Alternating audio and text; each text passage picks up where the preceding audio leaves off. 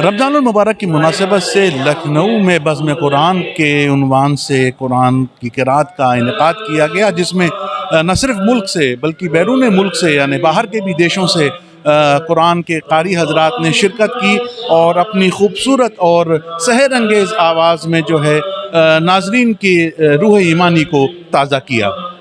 والذین لا يدعون مع اللہ الہا آخر ولا يقتلون النفس التي حرم اللہ الا بالحق ولا يزنون رأيت الناس يدخلون في دين الله أفواجا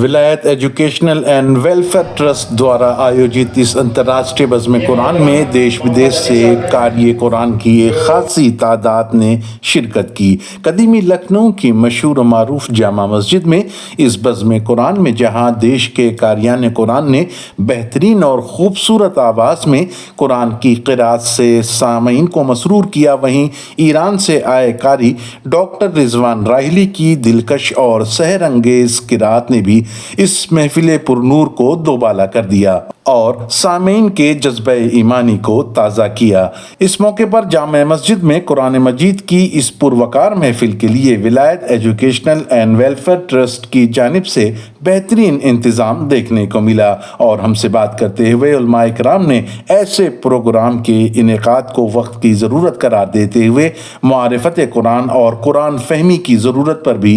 زور دیا۔ یہ چوتھا دور ہے بزم قرآن کا، الحمدللہ کہ اس کا بڑا استقبال ہے خود شہر لکھنؤ میں بھی اور لکھنؤ سے باہر بھی، اور میڈیا کے ذریعے بھی آپ کے ذریعے اس کو بہت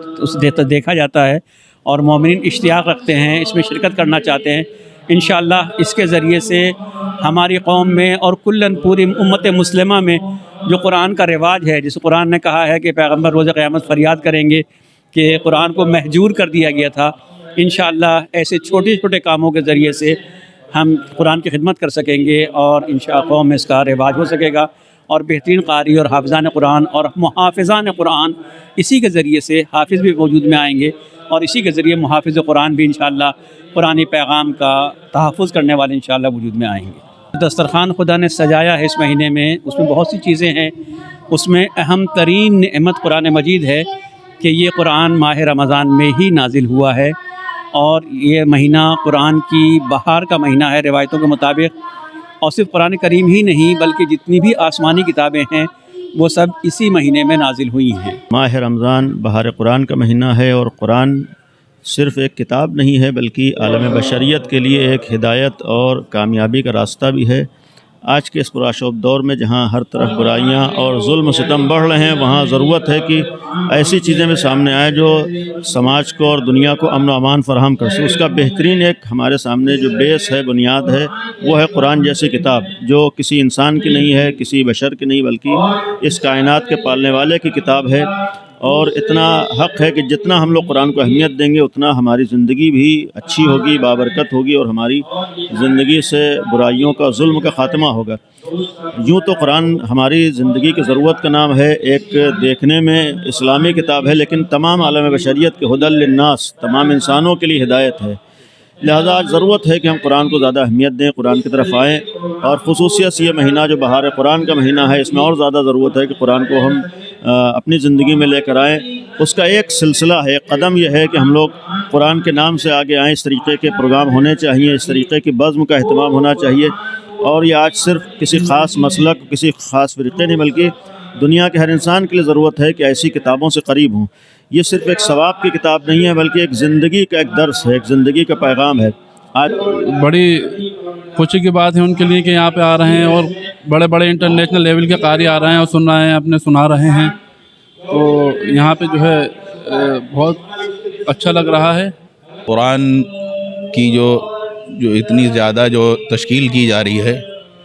तो इसलिए की जा रही है ताकि आवाम को इससे फ़ायदा हासिल हो, और हमारी जो नई नस्ल है जो इस चीज़ से बिल्कुल नाआशना है तो उसको इस चीज़ से, इसके ज़रिए से ये कहा जा रहा है कि कुरान को किस तरीके से पढ़ना चाहिए और कैसे पढ़ना चाहिए। और कुरान की हिफाजत का ज़िम्मा अल्लाह ने लिया है, लेकिन उसके साथ साथ बंदों को भी दिया है उसकी हिफाजत करने का। तो खाली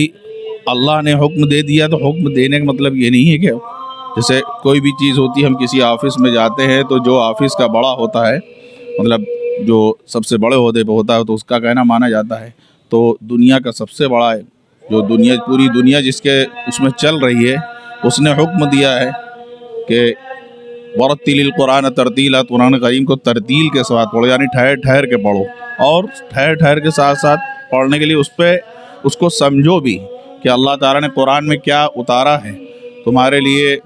ज़ख़ीरा निजात भी है और आखिरत के लिए इससे बड़ा कोई सरमाया नहीं है। इसलिए कि कुरान जो है, जब आदमी कुरान से लगता है तो अल्लाह ताला बिल्कुल उसको कुरान के हवाले से उसको इज़्ज़त भी देता है, उसको अल्लाह ताला जो है दुनिया में भी रोशन करता है और उसको आखिरत में भी उसका अज्र दिया जाएगा। और ये जो एक पैगाम शुरू किया गया है, कई सालों से माशाअल्लाह हो रहा है, अल्हम्दुलिल्लाह, अल्लाह ताला इससे ज़्यादा तरक्की अता फरमाए, और इसमें जो लोग इसमें काम कर रहे हैं अल्लाह ताला उनको भी उम्र में बरकत दे, और अल्लाह ताला उनकी हौसला और ताकत दे ताकि इस काम को ज़्यादा से ज़्यादा आगे बढ़ाते जाए। और इस चीज़ से हम लोग को भी फ़ायदा है कि चंद लोग जो जमा हो जाते हैं उनको कुरान उनसे सुनने का और उससे उनको सुनाने का एक मौका मिलता है। इस माह रमज़ान में ये प्रोग्राम मुनक़िद हो रहा है जो बहार कुरान का महीना है, और कुरान मजीद की आयात में जो उसकी फसाहत व बलागत है, उसमें इतनी कशिश है कि आज के पुराशोभ दौर में नहीं, जब पैगम्बर इस्लाम ने ऐलान रिसालत किया और कुफ़ार मक्का ने ये कहा कि कुरान मजीद को न सुना जाए, क्योंकि अगर कुरान सुना जाएगा तो लोग पैगम्बर इस्लाम से नज़दीक हो जाएंगे। तो उस ज़माने में जो लोग कानों में रुई डाल के आते थे, वो भी अपनी रुई निकालने पर कानों से मजबूर हो जाते थे और कुरान मजीद को सुनते थे। और उसका एजाज़ ये था, उसकी फसाहत व बलागत का, कि लोग उसके पैगाम तक तो ज़ाहिर है जब दिल में नूर ईमान होगा तब पहुँचते थे, लेकिन फसाहत व बलागत की बुनियाद पर जल्दी पैगम्बर इस्लाम से नज़दीक हो जाते थे। तो आज के दौर में हर कोई अरबी ज़बान से वाकिफ़ नहीं है। कुरान को पढ़ लेना ये काफ़ी नहीं है, उसको समझ के पढ़ना ये एक अपने आप में मसला है। तो इस पुरआशोब दौर में जब कुरान मजीद की हुर्मत पर हमले हो रहे हैं और तरह तरह की बातें कुरान मजीद के हवाले से की जा रही हैं, हिंदुस्तान में ऐसा प्रोग्राम मुनक़िद होना हमेशा से होता आया है, लेकिन अब ज़रा मुनज़्ज़म तरीक़े से मुनक़िद हो रहा है। तो काबिल तहसीन है ऐसे लोग जो इस प्रोग्राम को मुनक़िद कर रहे हैं। नौजवानों के लिए इसलिए कि कुरान क़ानून ज़िंदगी है, कुरान एक अल्लाह के रसूल का जावदाना मौजज़ा है, और कुरान के ज़रिए और कुरान से मुतमस्सिक होके हम लोग अपनी ज़िंदगी के सारे मसाइल का हल निकाल सकते हैं और अपने आपसी इख्तलाफात को हल कर सकते हैं। तो इसलिए आज के दौर में बहुत ज़रूरी है कि हम कुरान के करीब रहें और कुरान की दी हुई तालीमात पर अमल करें। जो आलमी इस वक्त कैफियत है उसमें इंतशार बहुत ज़्यादा है, हर जहन मुंतशिर है, हर फ़िक्र में इंतशार है, और इस इंतशार का जहाँ तक मुझहक़ीर का मुतालिया है, वाहिद हल कुरान हकीम है। कुरान हकीम इस इंतशार का हल है,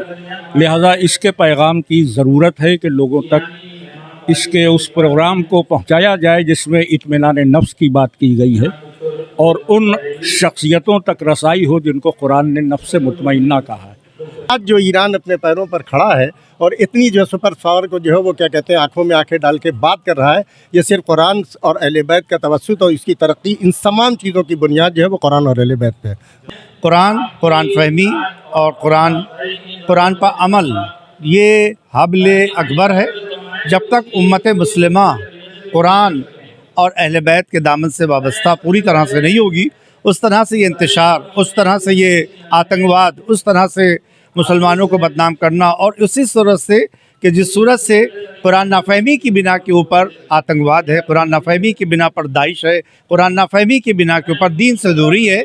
अगर पूरी उम्मत मुस्लिमा सही कुरान को दर अहले बैत से समझ ले और उसकी तफसीर अहले बैत से समझ ले तो पूरी उम्मत اس کلمے پر جمع ہو سکتی ہے وَاعْتَصِمُوا بِحَبْلِ اللَّهِ جَمِيعًا وَلَا تَفَرَّقُوا۔ اس موقع پر قرآن حفظ کرنے والے بچوں نے حفظ قرآن کا مظاہرہ کیا، جسے سامعین نے خوب پسند کیا اور حوصلہ افزائی و داد و تحسین سے بھی نوازا۔ اس محفل قرآن میں خواتین کی ایک خاصی تعداد نے بھی شرکت کی۔